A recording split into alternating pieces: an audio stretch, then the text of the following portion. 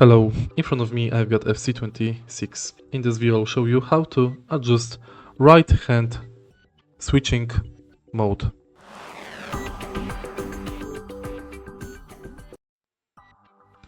To adjust right analog switching mode, firstly go to Game Settings.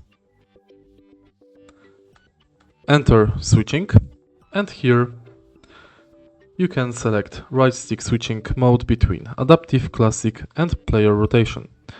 Flicking right analog will move the next player's switch indicator.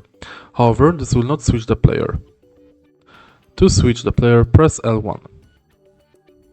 Classic, flicking right switches to the very next player standing in the direction you are pointing towards.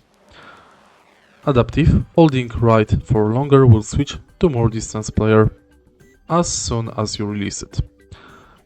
Next, you can change right stick switching reference between player relative or ball relative.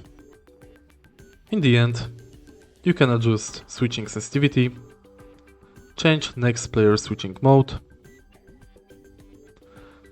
manage reaction time calibration, and enable or disable player lock.